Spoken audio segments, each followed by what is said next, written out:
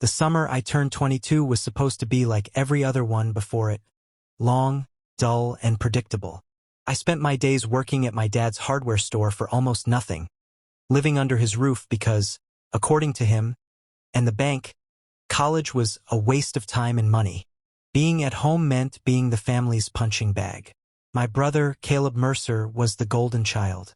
He could do no wrong. I was the disappointment, the one who never quite measured up, no matter what I did. We weren't exactly poor, but we weren't the kind of people who took vacations or splurged on things like new clothes or amusement parks. So when my dad, Thomas Mercer, suddenly announced that we were taking a family road trip to Colorado for my uncle's wedding, I should have realized something wasn't right. 3 days into that miserable trip, I already wished I'd lied and said I had to work. Dad and Caleb made a game out of making my life hell. Every joke had me as the punchline.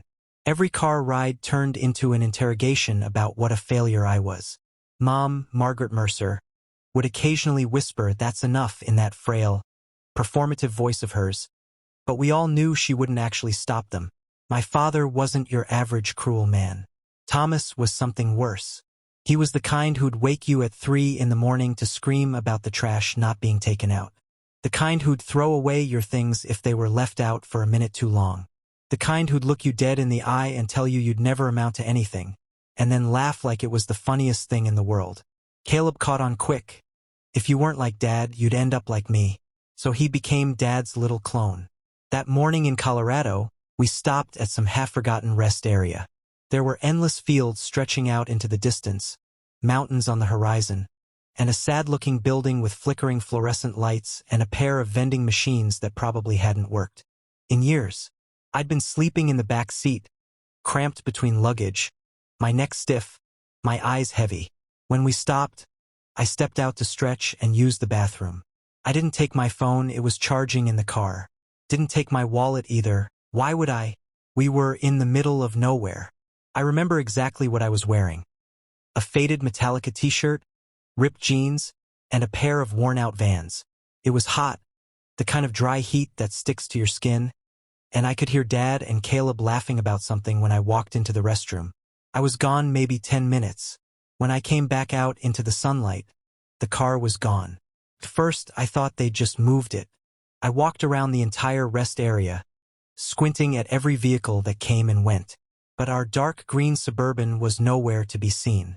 That's when the realization began to sink in. You don't really understand what betrayal feels like until it comes from your own blood. It doesn't just sting, it hollows you out. I sat on the curb for an hour, telling myself this was one of their jokes, that they'd come back laughing any minute. People came and went. A trucker asked if I was okay. I lied, told him I was waiting for my girlfriend. He nodded, bought a soda from the vending machine, and drove off. By the second hour, my hands started shaking. I knew, deep down, they weren't coming back. I thought about borrowing a stranger's phone, calling home, begging them to come get me. But as I took a step toward a woman with 2 kids, something stopped me. A lifetime of memories flashed in my mind. Every insult, every time I'd been laughed at for crying, every time Dad told me I was lucky he hadn't thrown me out yet. I could almost hear their voices.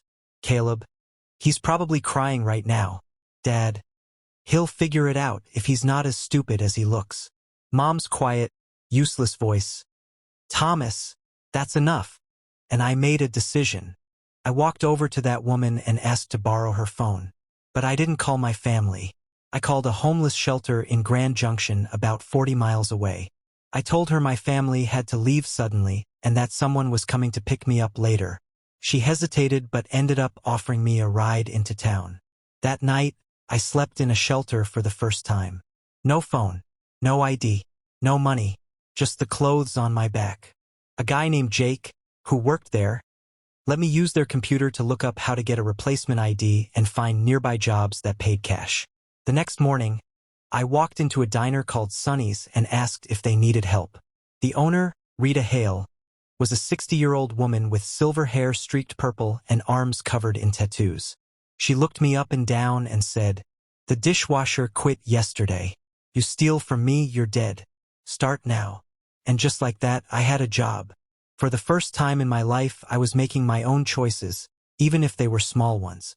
A week later, my new phone, a cheap prepaid one from Walmart, started ringing. It was Mom. Her voice was trembling. "Noah, where are you? We've been looking everywhere." She said it was all just a prank, a joke, that they'd driven down the road to scare me. But when they came back, I was gone. In the background, I could hear Dad's voice barking, "Tell him to stop being dramatic and get his ass to Uncle Daniel's." Caleb was laughing. I listened for a moment, and then I said, "You wanted to see if I could make it on my own, right? Sweetheart. Then watch me." And I hung up. I blocked every number, changed my phone number completely the next day, and decided I was done. Within a month, I had my own tiny studio apartment above a laundromat. It always smelled like detergent, but it was mine.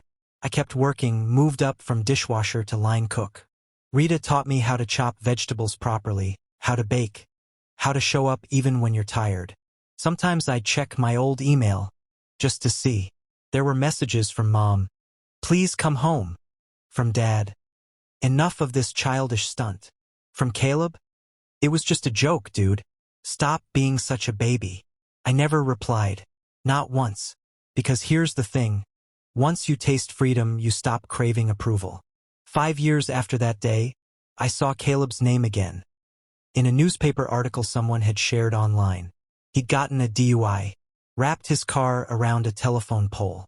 No one was hurt except the pole. The picture they used was his high school football photo, confident, young, smug. Next to it was his bloated mugshot. That's karma for you. It may take its time, but it always finds the address. By then, I'd built a real life. I'd moved out of the laundromat apartment into a one-bedroom with actual windows. I was assistant manager at Sonny's. Rita had started treating me like family, like a nephew, maybe. I had a laptop, was taking business management classes online. And then Sophia Grant started coming in. She was a med student. Quiet, beautiful, with these deep brown eyes that always looked tired from studying. She came in every Tuesday and Thursday, always ordered a Denver omelet with no tomatoes, extra coffee. For weeks, she barely noticed me.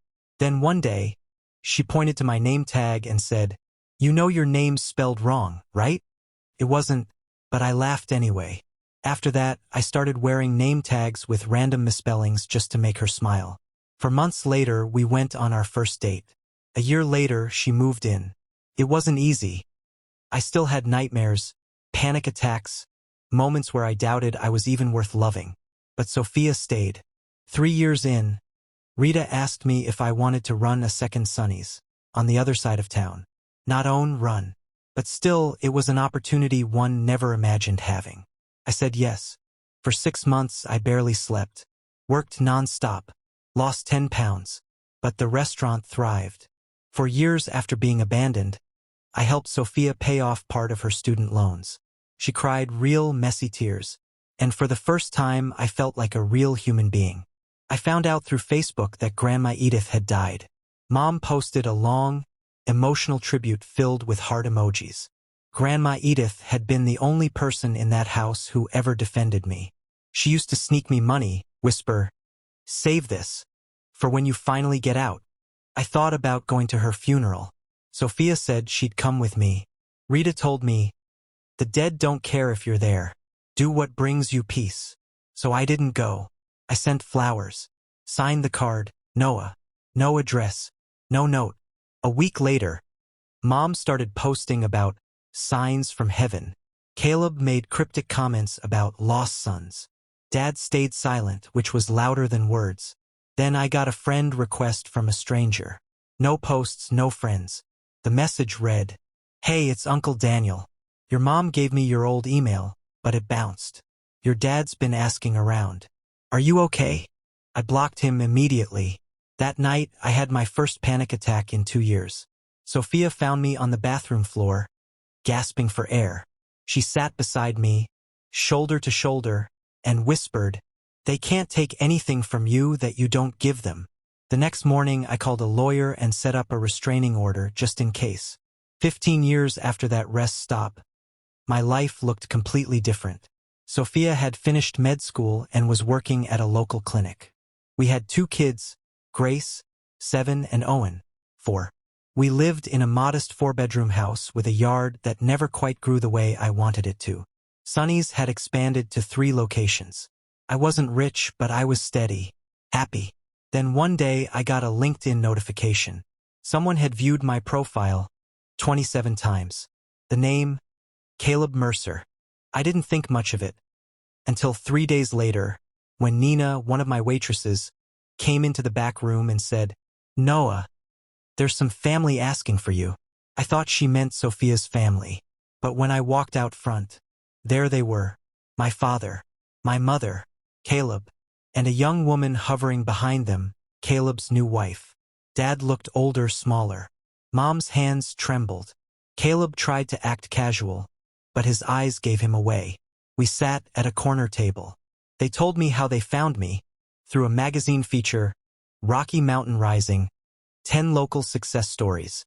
Mom said someone had sent it to her, saying, "Isn't this your son?" They said they called me 107 times before my number was disconnected. Like that meant something. I asked simply, "Why now?" And the truth came out. Dad had heart problems. They'd lost their house. Mom needed knee surgery. Caleb had gone bankrupt after some crypto nonsense. They weren't here for forgiveness. They were here for money. I didn't yell. I didn't cry.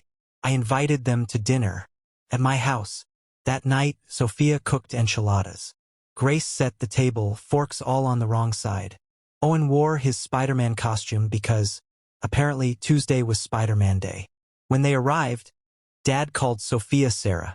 Mom cried when she saw the kids. Caleb kept dropping hints about family helping family. After dinner, Sophia took the kids upstairs, and I asked them what they wanted. "Just a loan," Dad said. 20,000. "We'll pay you back." He smiled, like we were sealing some deal between businessmen. I got up, walked to my office, and came back with an envelope. Inside was a check for $73.50. Dad looked confused. "What the hell is this?" "That's what a Greyhound ticket from Grand Junction to our hometown cost in 2010, I said. "That's what it would have taken for you to come back for me." Silence. Then came the shouting, the insults, the same words I'd grown up hearing, recycled one last time. I didn't argue. I just told them to leave. Mom cried. Caleb went cold. They walked out. When I locked the door behind them, Sophia came downstairs and asked, "You okay?" I nodded. Later that night, I checked the security camera. They were still in the driveway, arguing, Dad waving his arms, Mom crying, Caleb glaring at my house with pure envy. Then they left, and that was the last time I ever saw them. That's the thing about revenge. The best kind isn't loud or cruel. It's quiet. It's building a life so good that the people who broke you have to watch from the ruins of their own. I never made it back home. I built one instead. And sometimes, on summer nights when the air smells like rain and grilled food from the neighbor's yard, I sit on my porch with a beer in hand, watching the sun dip behind the mountains. Sophia laughs in the kitchen, the kids chase fireflies in the yard, and I think about that rest stop, about the boy I used to be. He was scared, alone, and broken, but he kept walking. If I could tell him anything now, I'd say, don't wait for them to come back.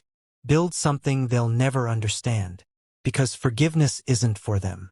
It's for me, and for the life I chose instead of the one I was given.